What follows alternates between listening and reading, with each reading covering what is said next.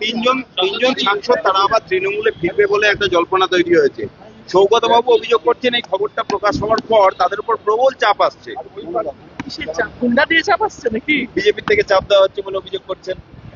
আমি সৌগতদা কি বলছে আমি জানি না। না, এই তিনজনের সম্পর্কে মানে কি আমি একদম কনফার্ম হয়ে বলছি, এক্ষুনি আমার সঙ্গেও এলেন একজন।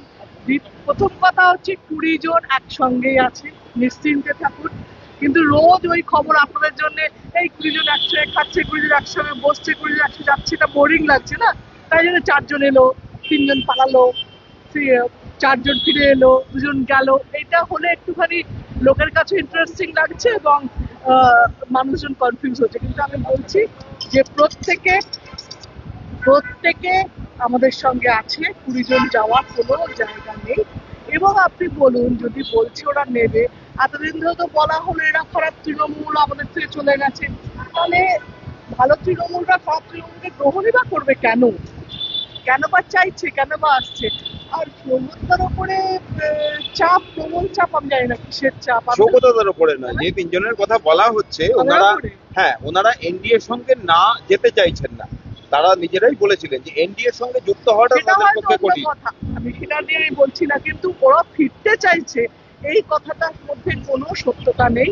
এবং আমরা খুব হাসি খুশিতে গল্প করে মজা করি। কিন্তু এনডিএর সঙ্গে যাওয়া নিয়ে তাদের কোনো বক্তব্য থাকতে পারে, ওদের থেকে জিজ্ঞেস করবেন। কিন্তু ফিরে যাওয়ার কথা আমি স্পষ্ট বলতে পারি, এর মধ্যে কিছু সত্য কথা নেই। টুলু মন্ডল তার কোটি কোটি টাকা বা শতাধিক কোটি টাকা, 243টা গাড়ি, বিদেশে সম্পত্তি, মানে এখন বিষয় হচ্ছে এত বছর ধরে টুলু মন্ডল এগুলো করছে।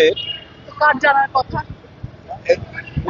শুভেন্দু অধিকারী এই প্রসঙ্গে বলেছেন যে আগের প্রাক্তন মুখ্যমন্ত্রী মমতা বন্দ্যোপাধ্যায়ের হাত যদি না থাকে তাহলে এগুলো সম্ভব না। আমার কথা হচ্ছে যে কোনো ব্যবসায়ী, এটা তো একটা জেনারেল কথা, যে কোনো ব্যবসায়ী সরকারের সঙ্গে যোগাযোগ রাখে এবং সরকারের মানে একটা পানের দোকান বা চায়ের দোকানের দরকার হয় না সরকারের সঙ্গে যোগাযোগ রাখা। কিন্তু বড় ব্যবসায়ী যখন কাজ করে তখন নিশ্চয়ই, এবং সেটা যেহেতু আগের সরকারের সময় হয়েছে সেহেতু তাদের বলা উচিত যে কি হয়েছে, তাদের জানা উচিত যে একটা যদি লিগাল হয় ব্যাপার, ইলিগাল হয় ব্যাপার আছে। আর যদি সরকারকে ট্যাক্স দিয়ে থাকে বা না দিয়ে থাকে, সেটা সবটাই কিন্তু যে সরকারের সময় হয়েছে সেই সরকারের উত্তর দেওয়া উচিত। আপনি জানতেন না টুলু মন্ডল সম্পর্কে? সৌগত বাবু বলছেন তিনি নামই শোনেননি কোনোদিন। আপনি বলতে পারবেন, এবং উনি বলেছেন যে আপনি নাকি বলতে পারবেন টুলু মন্ডল সম্পর্কে ভালো। জানলো সৌগতদা? আপনি জানতেন টুলু মন্ডল সম্পর্কে? মানে সে তো আমাদের ওখানে থাকে ব্যবসায়ী, আমার কনস্টিটিউয়েন্সি, কিন্তু আমি ভালো করে বলতে পারবো সৌগতদা লিপস্টিকের কালারের নাম জানে, সৌগতদা কোন ব্র্যান্ডের শাড়ি পরে মেয়েরা জানে, সৌগতদা কোন সিনেমা হিরোইন কত টাকা নিচ্ছে জানে, কোন ড্রেস পরলে মেয়েদের ভাল লাগে জানে। আর সৌগতদা এত গানের চর্চা করবো, টুলু মন্ডলের নাম জানে না?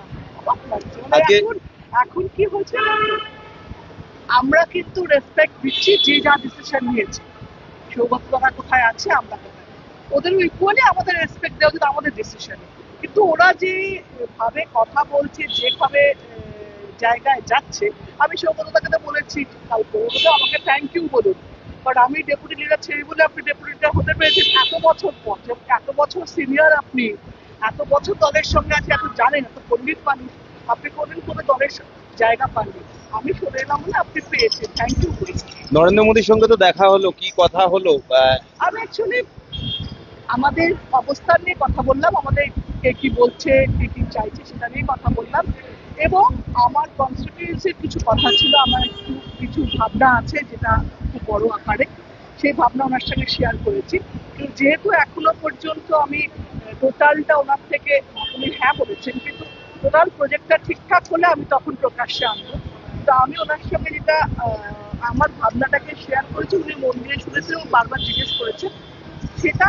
এবং এখন এই মুহূর্তে পশ্চিমবঙ্গের কি অবস্থা, কি দেখছি, আগে কি দেখেছি, সেগুলো এনসিপিআই বিজেপির সঙ্গে মিশে যাওয়ার কোনো সম্ভাবনা বা এরকম কিছু?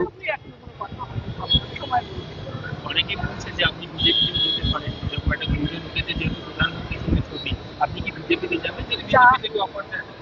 শাহরুখ খানের সাথে আমি ছোটবেলায় শাহরুখ খানের সিনেমা করছি যেরকম হবে সেরকম এখনো কোনো খবর না। কিন্তু আমি যদি কোথাও ছবি তোলা বা ছবি ওঠা বা সঙ্গে দেখা করা, উনি আমাদের প্রাইম মিনিস্টার, আমিও দেখা করেছি, এখনো দেখা করছি এবং এখন আরো কাজের জন্য দেখা করছি, যেহেতু আমাদের স্টেটে ওনাদের যেহেতু যে কোনো প্রকল্প ওখান থেকে স্টেটে এলে কাজটা সহজ হবে এবং সুবিধা হবে, সেই জন্য এখনো বাকি কোনো ভাবনা বা কোনো কথা